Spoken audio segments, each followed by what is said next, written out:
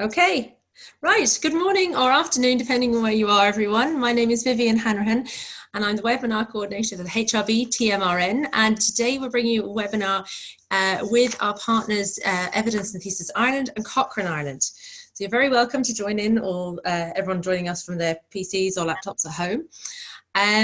Today we've got three speakers. We've got Alessio Bricca, we've got Juhl, and we've got Lund, all coming together to give us a webinar which is entitled When Enough is Enough, How to Determine When Evidence for the Effectiveness of a Treatment is Sufficient. So I'm going to give you the bios on each of our speakers. So we've got a great lineup today, actually. So first off, we have Alessio Bricca. He is an exercise psychologist passionate about evidence and thesis research.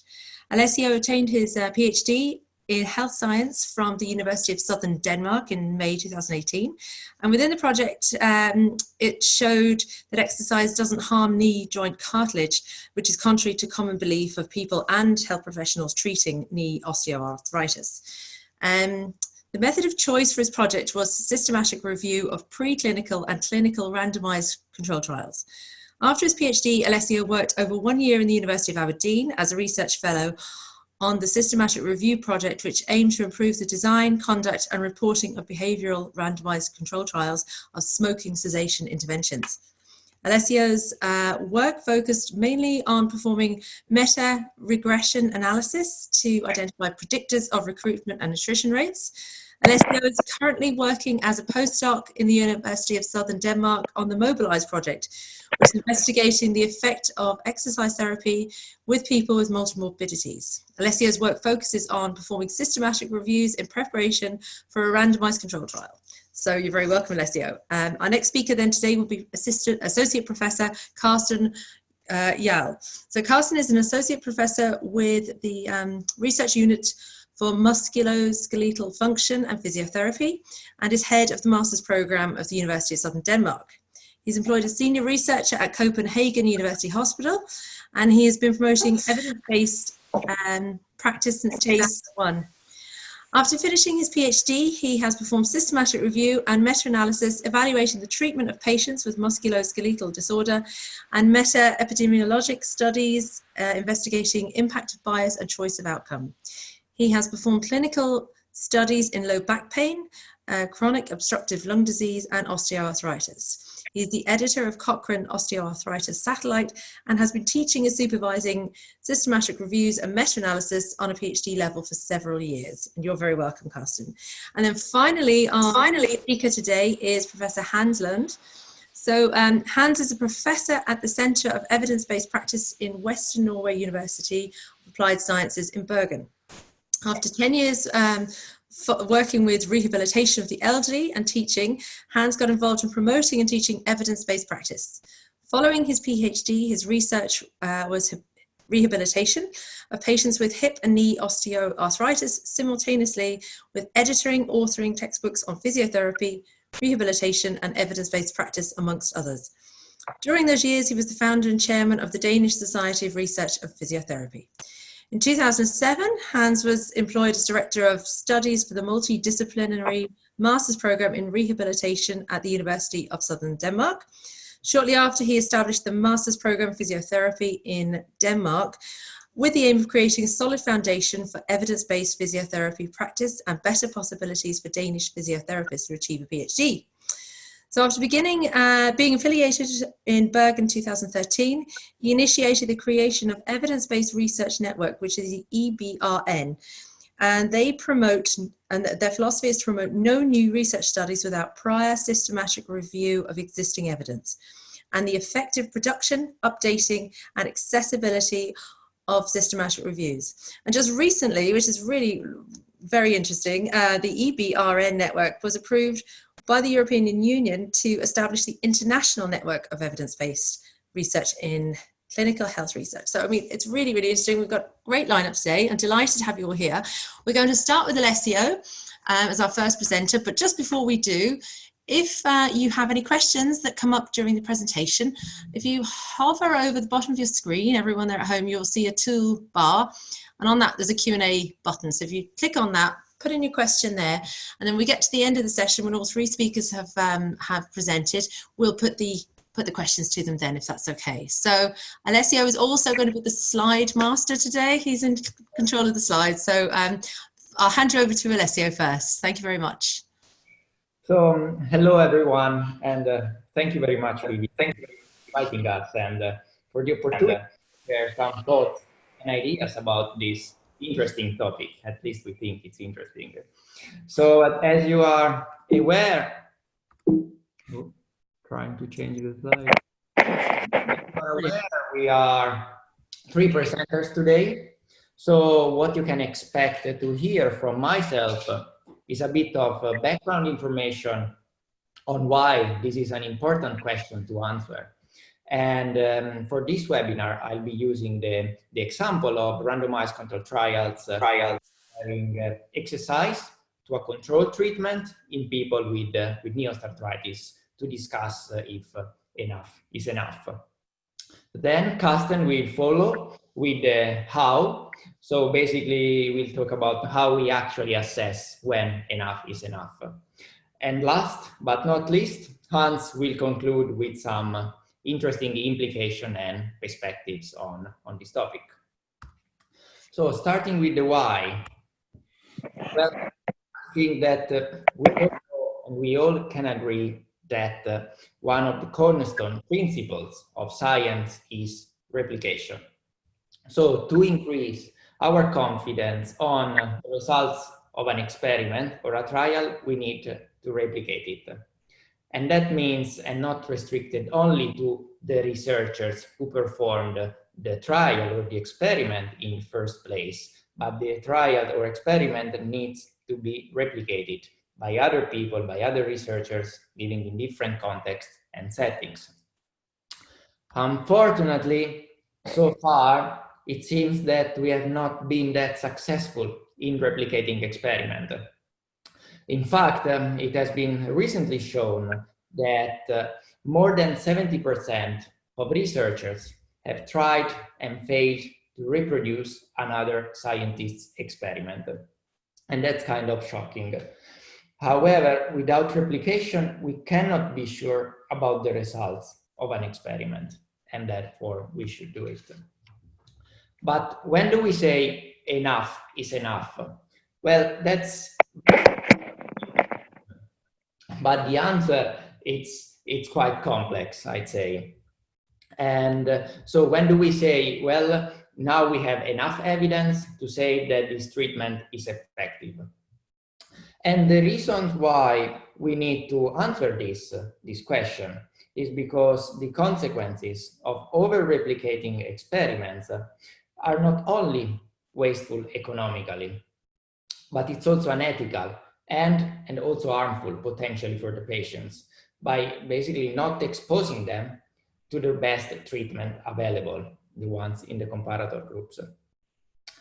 Additionally, by answering this question, we can also help to reduce the 85% of wasted biomedical research, which was estimated back in 2009, but it seems to be still present. It was still present in 2018 and most likely also nowadays. So in this webinar, using the example of randomized controlled trials comparing exercise to a controlled treatment in people with knee osteoarthritis, we discussed the issue of when to stop performing unnecessary trials.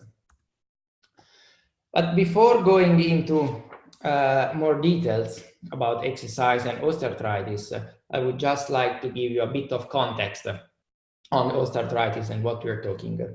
So osteoarthritis, very briefly, is the most common joint disease in UK or in Europe. 1 in 5 adults suffers from it, and the knee is the most commonly affected joint. The main problems with osteoarthritis is that it causes pain, disability, and a lower quality of life. But research over the past 20 years in the field of osteoarthritis has taken a giant leap. So, for example, we know today that exercise is a first-line treatment for people with knee osteoarthritis. And that means that everybody who presents with knee osteoarthritis should be offered exercise therapy first. The first published randomized control trials looking at the effect of exercise in people with knee osteoarthritis was performed back in 1989. And today, or at least a few months back when we wrote the editorial, there were more than 80 trials performed. So, do we know enough? Are we confident that exercise is an effective treatment for these people, for people with knee osteoarthritis? Well, first, I'd say let's have a closer look at the studies which attempted to answer this question, and let's see if in the end we can all agree with the same conclusions. So the first study I'm showing to you today is a systematic review. They included 60 trials, and they used the network meta-analysis approach with the trial sequential analysis. On the method section, Carsten will go more into details about that. But what they showed here is that on the right side of the slide, you can see the forest plot for the network meta-analysis. Is that for the main outcomes, pain and physical function, so clinically outcomes, we can see that exercise has a moderate effect in reducing pain and improving physical functions compared to no exercise. And what they concluded also is that in addition to the benefit of exercise over no exercise, they concluded saying that we had sufficient evidence since 2002 for these results, and that further trials are unlikely to overturn these results. So that's the first indication that we knew a few years back that exercise was beneficial, and the new trials would not change these results. Then in 2015, it was published a Cochrane systematic review focusing on land-based exercise for people with knee osteoarthritis. And with land-based exercise, it means aerobic exercise or strengthening exercise, which is not performed in water, but in land. And they included 54 trials. And they did a meta-analysis using the grade assessment to assess the overall quality of evidence. And they looked at pain, physical function, and quality of life as outcomes. And what they found is that they found high quality of evidence that exercise can improve pain with a moderate effect size, and there were high quality of evidence that exercise can improve the quality of life. And finally, that moderate quality of evidence that exercise can also improve physical functions. So here we have another indication that exercise is effective for these people. And they also concluded that further research in this area is unlikely to change the findings of this review. So we have a second clue here. Then we have another Cochrane systematic review published in 2016, where they instead focused on aquatic therapeutic exercise, so water-based exercise. And same approach, meta-analysis and grade assessment for the overall quality of the evidence. And what we have here for the main outcomes, pain, disability or physical functions, and quality of life, is that exercise, we have moderate quality of evidence that exercise can improve pain, disability, and quality of life. So this was an update of a previous published systematic review, but overall the result with this update did not change the result of the previous published version of this review. The fourth study I'm showing to you today is a more recent study published in 2019, and titled, "Do we need another trial on exercise in patients with knee osteoarthritis?" In this case, they included 42 trials, and they performed a cumulative meta-analysis and extended funnel plots to see whether exercise is effective first, and then whether new trials could change the confidence we have in these results. And what they concluded is that the effect of exercise was clear since 1998. You can see that from the cumulative forest plot in the slide, and that the trials performed after 2010 seems redundant, as they did not have any effect on the study estimates nor the 95% confidence intervals. So this is another indication that exercise is effective, and new studies will not change the confidence we have in this result. So should we stop performing exercise trials now in people with knee osteoarthritis, since we have high quality of evidence from at least 4 systematic reviews showing that exercise is effective, and new studies will not change our confidence in these results? Well, our answer to this question, and in line with what the authors of these 4 systematic reviews suggested, is no. We still need to compare exercise trials to other types of treatments, such as pharmacology or surgery, but as well as to have head-to-head comparisons comparing different types of exercise and different times of doses of the same exercise. So this was my introduction and the why we should answer this question. I will now leave the floor to Carsten to talk about the how to actually assess when enough is enough. Thank you. I'll try to give a very brief introduction to some of the methods used in order to assess when enough is enough, meaning that there are some statistical methods and there are some non-statistical methods. Could you change the slide? And the statistical methods, Alessio have shown you some of them: the cumulative forest plot, the extended forest plot, a prediction interval, and he mentioned the trial sequence analysis. All these are statistical methods trying to determine when enough is enough.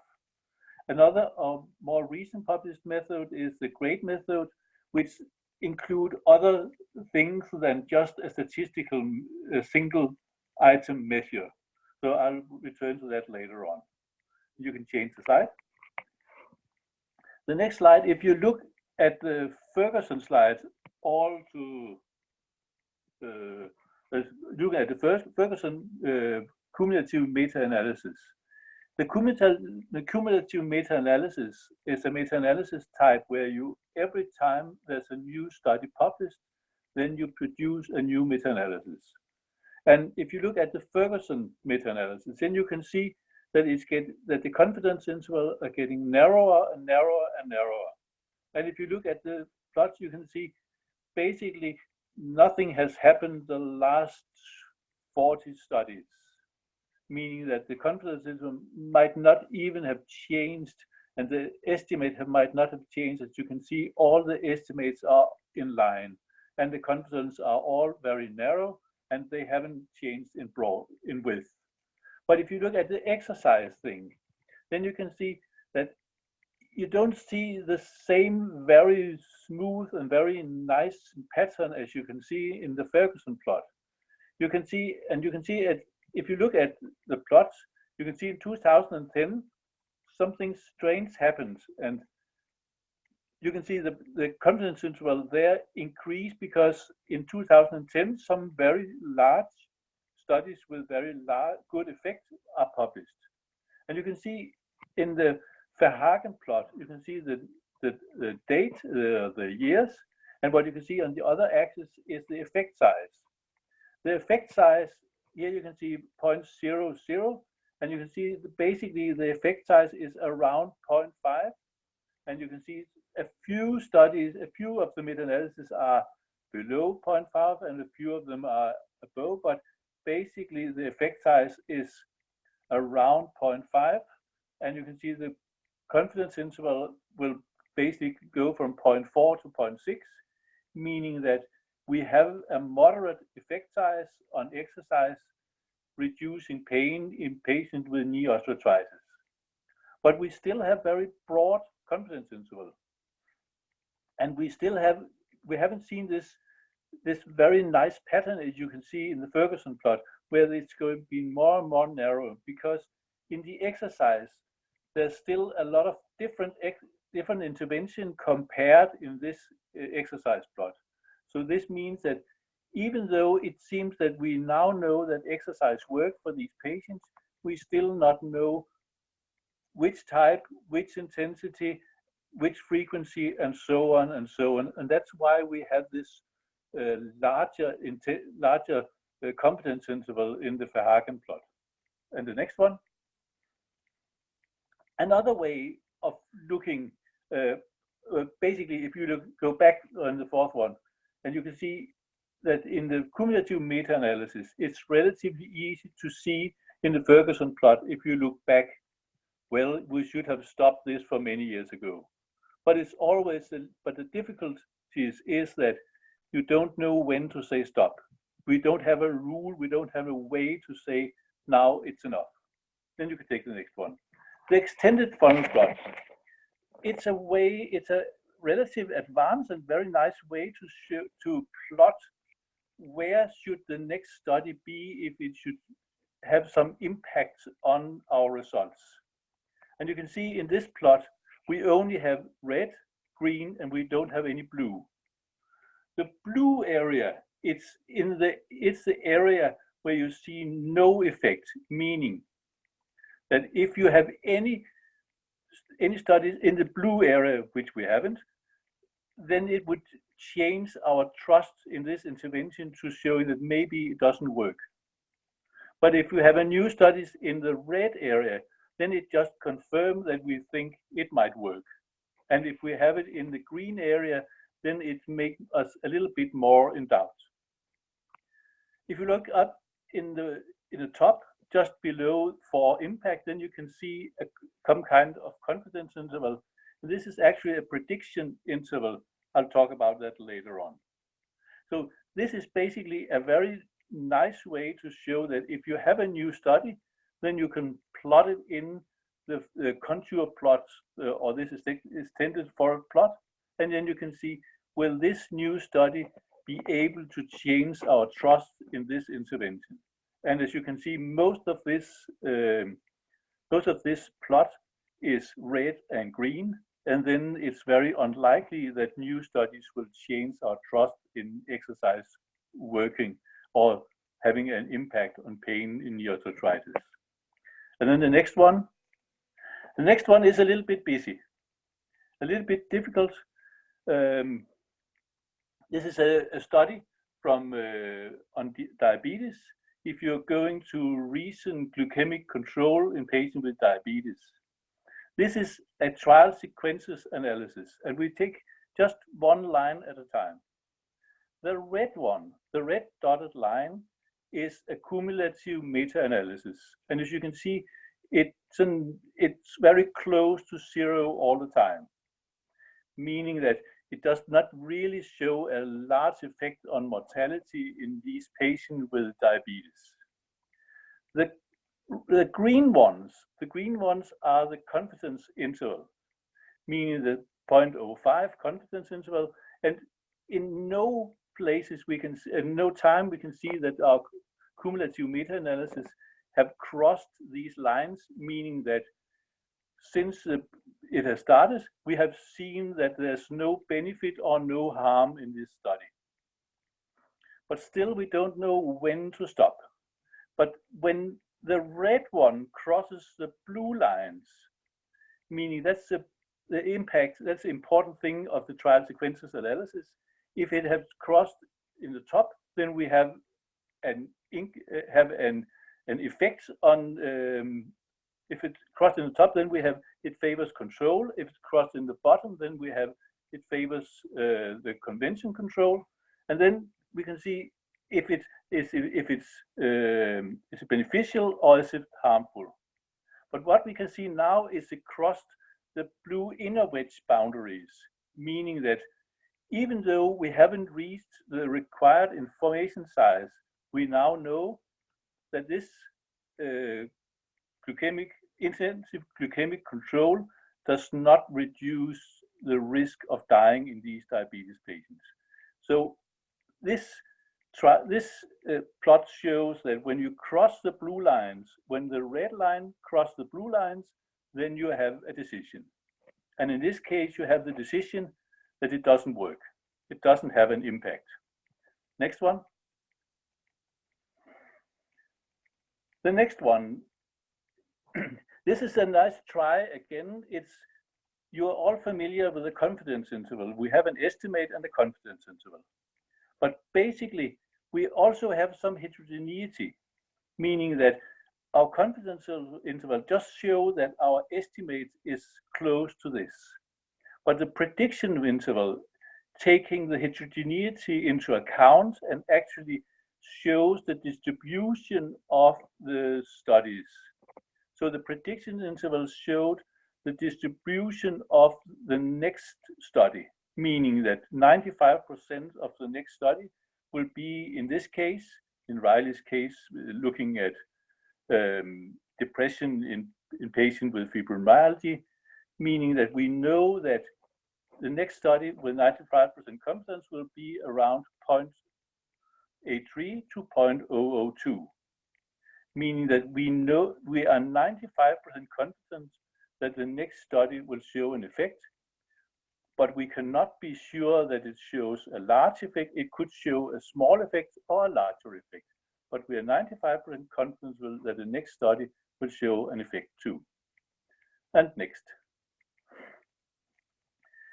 All these statistical methods has the advantage that it's relatively simple and it includes heterogeneity, but it has some very important disadvantages too, that it does not include the study quality, and it does not include the relevance of the outcome. So basically, it may be a little bit too simplistic to think that we should be able to take the decision of when is enough based on a simple plot or a simple estimate. So this approach may be too simplistic. Next. Therefore, the grade assessments are developed, the grading of recommendation, assessment, and evaluation. The grade divides the evidence in 4 levels: high quality of evidence, moderate quality of evidence, low quality, and very low quality of evidence. And high quality of evidence, as you saw in the plots Alessio showed you, on the Franzen on exercise for knee osteoarthritis showed that we have high evidence, meaning that further research is very unlikely to change our confidence. And if we get lower and lower, we thought we are more and more sure that it might change our trust. And the next one. The grade approach start high with randomized controlled trials and start low with observational studies. And then we could downgrade the evidence based on study methods, meaning if we have serious limitations or high risk of bias, we could downgrade the evidence. If we have indirect outcome, meaning if we have an outcome based on not patient relevant outcome, such as CRP or muscle strength or range of motion, or a lot of these things that may be not directly patient relevant, then we could downgrade our trust in the evidence. And we could downgrade if we have sparse evidence, sparse data, or if we have important or large inconsistency in results. If we have observational studies, we could upgrade if we have a strong association or some doses response, as you have seen in a lot of smoking in the smoking area. If you smoke more, then you have higher risk of having lung diseases. If you have a very, very strong association, meaning that if you are a smoker, then you have a much higher risk of having all a different kind of lung disease. And the next one. So the grade have some advantages. The risk of bias judgment is included. The heterogeneity is handled. The precision of the estimates is included. We included the relevance of the outcome, but it still have some disadvantages, that it requires some training in the methodology to be applied. Even though I have taught in many years and I've tried to teach my students for years to use this approach, they still use it in a little bit too mechanistic ways. And this is, of course, one of the challenges in grade, that often people use it very mechanistic. You have to have the feeling of the studies in order to use this approach. It does not eliminate disagreement in interpreting the evidence. You have to debate or discuss in the reviewers, what do we think here?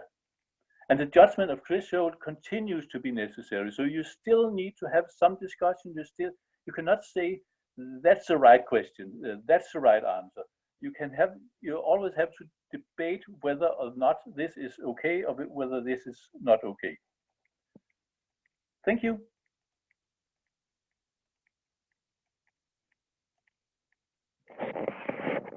And now, Hans.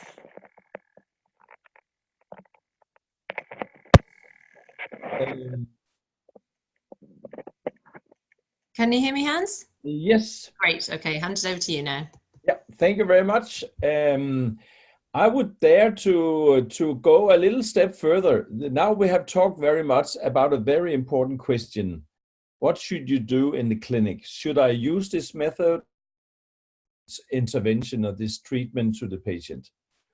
But you know, that kind of questions is the way we have seen it presented here by Alessio and Carsten is really something we could use in research as well. That's why we have invented the concept of evidence-based research and not just evidence-based medicine or evidence-based practice.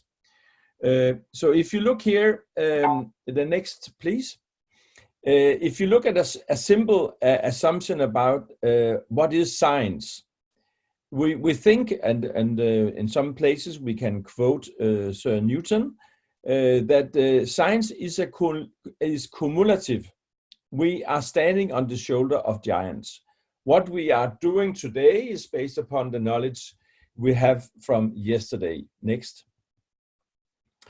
This is further emphasized by Lord Rayleigh in 1884, where he gave a lecture in Montreal, Canada, where he stated the following, that if, as is sometimes supposed, science consisted in nothing but the laborious accumulation of facts, it would soon come to a standstill, crushed as it were under its own weight. And I think this is interesting because he said so in 1884. And if he had known how many new studies is published every year nowadays, I think he would be completely surprised. But he made a very relevant and important argument. He said that the works which deserve, but I'm afraid does not always receive that, the most credit is that in which discovery and explanation go hand in hand, in which not only are new facts presented, but their relation to old ones is pointed out. We're standing on the shoulder of giants, right? So each new result needs to be interpreted in the context of earlier research. And next. And 100 years later, it was explained, how can we do that? Leiden-Pillemer wrote coming up, and they wrote in the introduction, why do scientists think that new research is better or more insightful or more powerful? Well, the underlying assumption must be that new studies will incorporate and improve upon lessons learned from earlier work. So, you know, novelty in and of itself is shallow without links to the past. For science to be cumulative, as Newton and Lord Rayleigh have stated, an intermediate past and future research is needed. The synthesis of existing evidence. So all the data you have seen presented by Alessio and by Carsten, and the explanation, the basis for that is actually the synthesis, or you could call it a systematic review of earlier similar studies, that's needed in order to figure out when is enough or not. Next.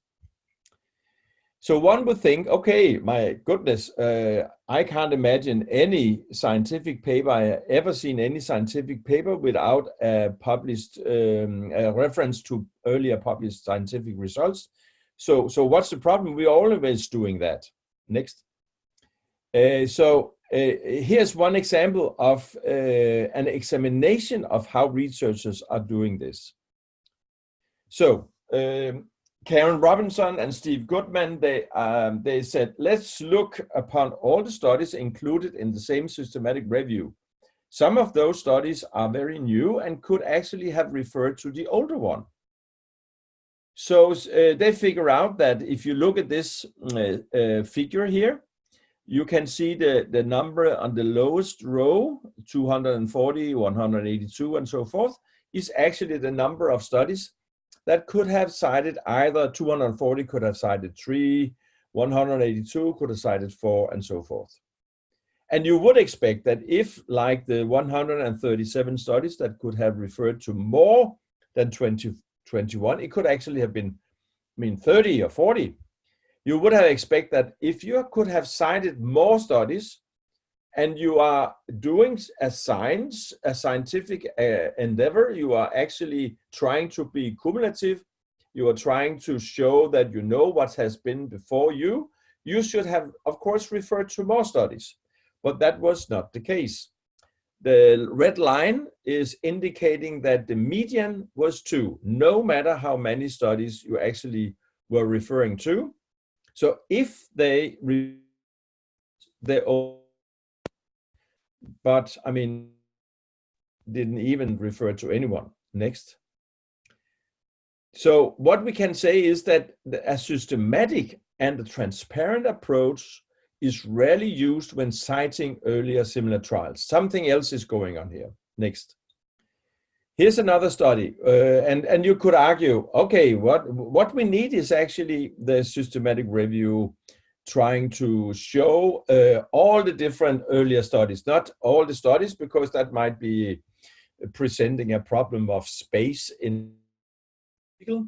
So here's a study from 2018 where they looked upon how many were actually using a systematic review when they were arguing for that this new study is necessary. This, how can I justify the new study? And you can see in the red cycle here that only 20% of those studies they have identified within anesthesiology actually did so. Next. So the problem, again, we are seeing that a systematic and transparent approach is rarely used when you are justifying your new study. And next. Trialists should use evidence from existing systematic reviews for planning a trial, while ethics committees, peer reviewers, editors should require authors to provide evidence that a new trial is indeed necessary. So next. So here we have another example. You have from the United Kingdom have something they call the National Institute of Health Research, where they are financially supporting a huge amount of studies within health. And here they were looking at 2 cohorts of applications, because the NIHR actually are very clear that if you are getting any money from the funding agency, you should justify the study. And you should use the systematic review to do that.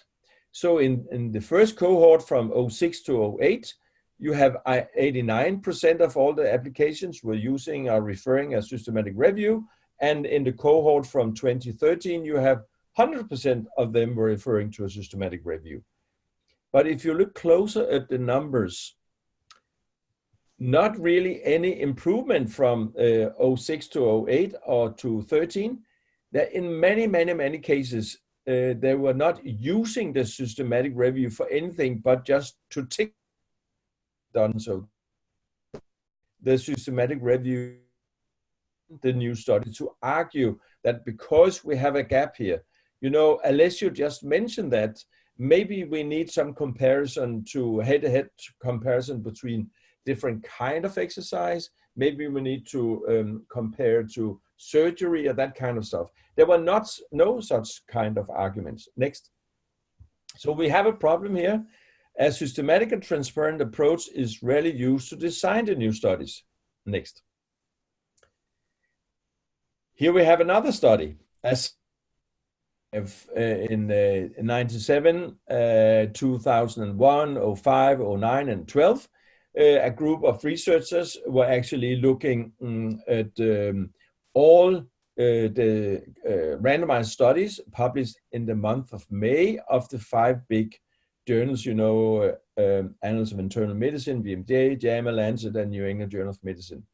And they figure out that, as you can see highlighted with the red circle, that how many actually contained an updated systematic review integrating the new results. In 97, it was only 2, in 09, 1, and 2 in 2012. Next. So we could say that systematic and transparent approach was rarely used when placing new results in the context of existing results from earlier similar trials. Next. So what we are thinking is that to embark on research without systematically reviewing the evidence of what is already known, and you could state, particularly when the research involves people or animals, it's unethical, unscientific, and wasteful. And of course, when we're dealing with patients, when we're dealing with animals, there's life at risk, there's health at risk here. But we also, in any kind of research area, we of course also have the risk of just simply wasting money and time and equipment and research facilities and researchers in something completely unnecessary to perform. So of course we acknowledge that most of the time clinical researchers refer to previous studies and try to do it correctly. But the evidence that we could find so far shows that researchers, research funders, regulators, sponsors, and so forth fail to use earlier research when preparing to start, fund, regulate, sponsor, or publish the results of new studies. Next. The suggestion should implement systematicity and transparency, not in most of the phases of research, but in all phases. And what we have realized is that when you are justifying or designing a new study, you are not systematic and you are not transparent. Because if you are not that, you will maybe produce, perform, publish an irrelevant and unnecessary study.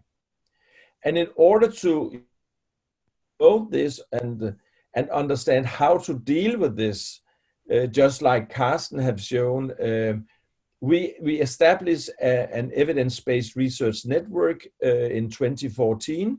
And this evidence-based research network actually was lucky enough to get some European Union funding called a cost action, where we have the aim of creating an international European-based network to raise awareness of the need to use systematic review when you are planning new studies, you know, when you are justifying and designing new studies, and also when you have performed the study and have new results. So you place the results in the context of what is already known in a totality. Whether you like the other results or not, you are doing that systematically and transparently. Next. So just to be very simple, you can see what we are arguing is, as you can see from this algorithm, that we are arguing that you should have a systematic review of the earlier similar trials or the earlier similar studies. But maybe you should also ask if the end users, what are the end users' perspectives here?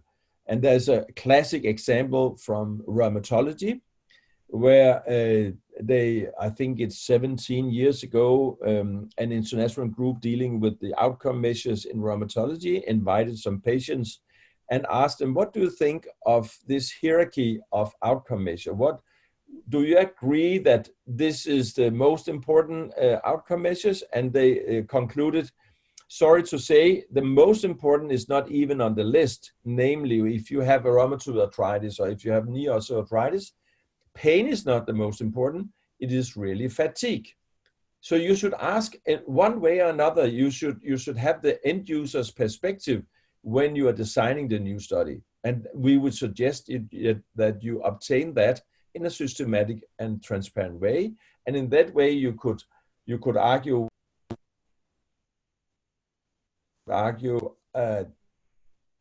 design the study in the following way.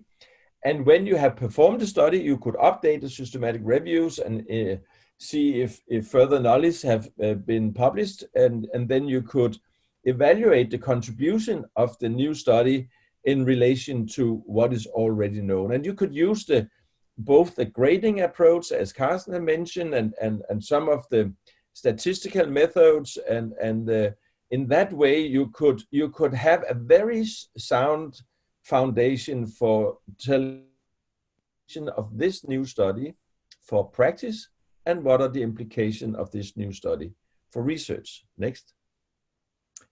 So I think that you can just skip to the next as well. I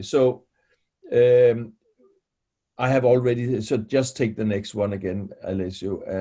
Here is an example, just to show you an example of how to use the systematic review from earlier studies or the systematic review of the user perspective. That could be, the Q stands for the qualitative study, where you actually ask the patients. So if you are looking at the results of systematic review, you can clearly see that, for instance, there is no original randomized studies, for example, within knee osteoarthritis and exercise, where they have measured fatigue. Even though that a systematic review of qualitative studies, in this case, it's only two different qualitative studies, not a systematic review in this example, shows that the biggest problem is not pain or function, even though that they are huge problems, but the biggest problem, the one that really matters to the patient, is fatigue. Thus, you should, in the next study, you should include that when you're designing the study. Next. So if you look at the Verhagen, the one Alessio mentioned in his presentation, she concluded which type of exercise for which type of patient is the most effective. What is the additional effect of exercise in a combination of treatments, and so forth. Just next. When you have done that, you can decide if a new study is needed. You could also design the new study. And so based upon this matrix I showed you, when you have combined the systematic review of earlier studies and qualitative studies, you could decide upon design, and if all aspects of the population, intervention, the comparison outcome, or the timing for the measurement is needed to be adjusted related to earlier studies. Next.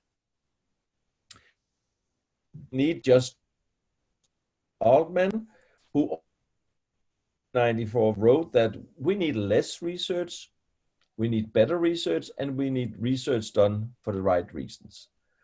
So next. Thank you. Thank you so much. That was really, really excellent. We have time now for a couple of questions. If anyone has any, please type them into the question and answer box there at the bottom of your screen. So we've got two there already. And just to let you know as well, I think Carsten has had to leave us. So we'll be handing over questions then to yourself, Hans, and to yourself, Alessio.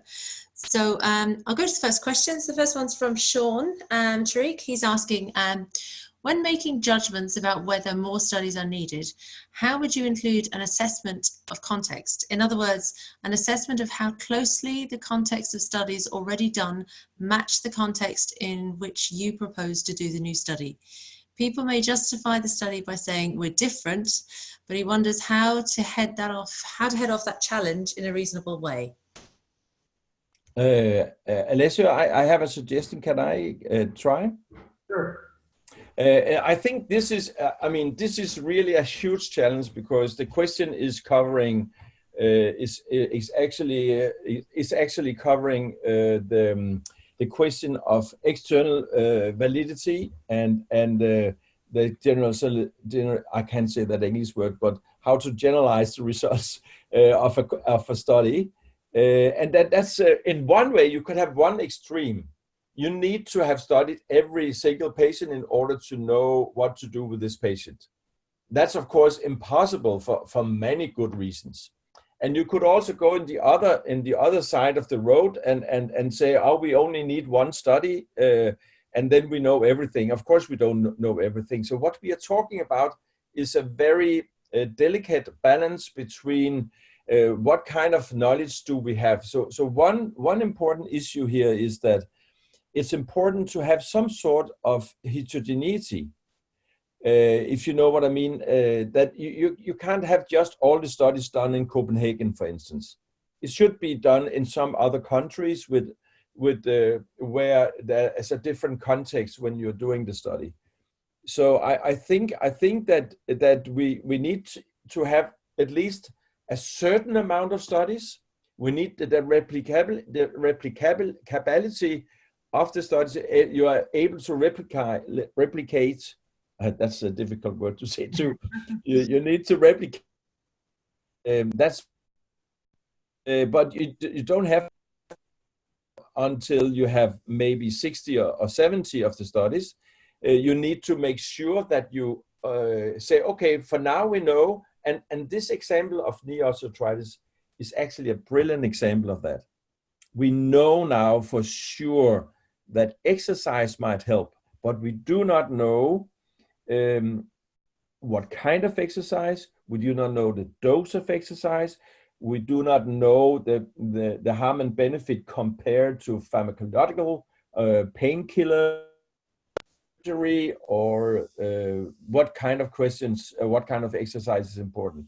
So if someone is doing a new study, they should use this matrix. They should use this approach and say, what is actually the unknown parts here? What do the end users think? What is lacking in the present the present studies we have at present, the earlier studies, I mean. Yes, I don't know if that makes sense, but it's a delicate balance we need to deal with.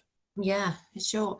Okay, the next question we have in is from Brian, and he's asking, should patient-relevant endpoints, as described, be only included as primary outcome measures, or can they be included as powered secondary endpoints?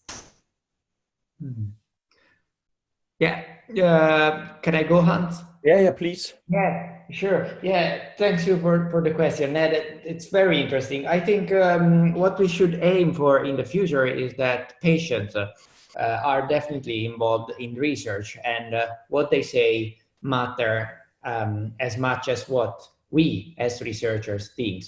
So I think that I'm not sure whether the only endpoints suggested by the patients should be included in the primary outcomes, but at least it's something that should be taken into account when discussing the endpoints.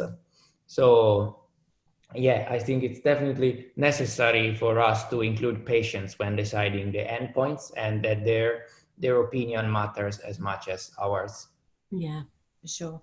And our last question now is from Declan, and he says, hi to Hans, Declan Devan, and he says, how systematic do the reviews need to be to inform judgment on whether new studies are needed, e.g. a poor review can recommend anything?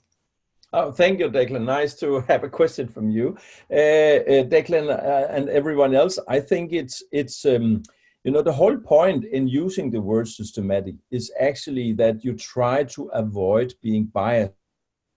Study any kind of review. It's a problem for the so-called narrative review, or you know what earlier was published just as a review of the literature. It is actually the study that the author have selected themselves. And we need to have the systematic approach because we need to face also studies with results we don't like, so to speak, if that makes sense.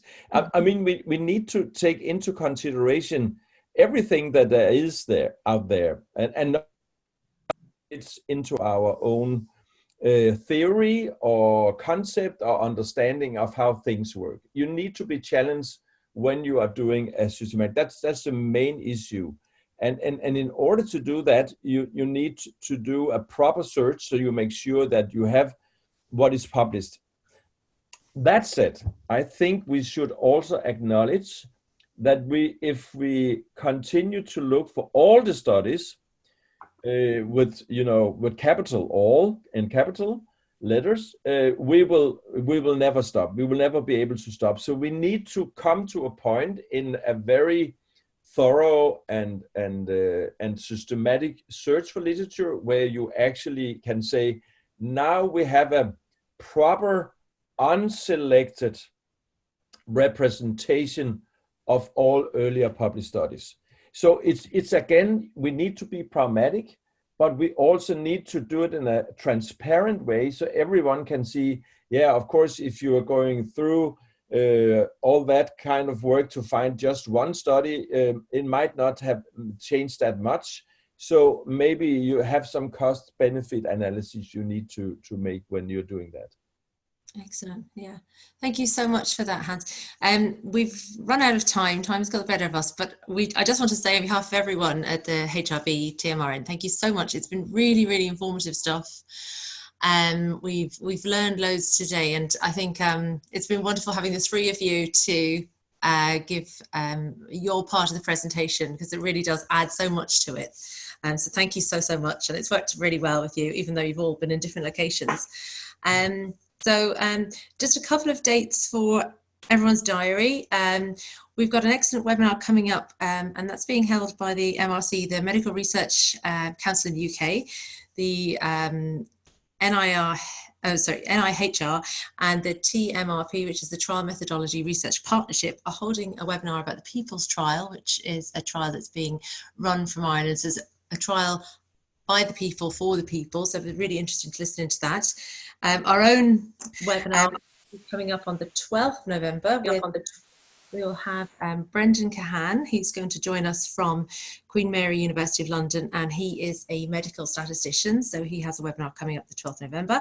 And also, finally, then on the 6th of December is our big trial methodology symposium that's being held in Dublin. So all details on all of this is on our website and also on our Twitter feed. So I'd really encourage you to have a look at that when you get a chance. So again, thank you so much to Alessio Bricca, to Carsten, and also to Hans. Thank you very much for joining us. Thank you. Thank you. Bye everyone. Have a good day. Thank you. Thank you.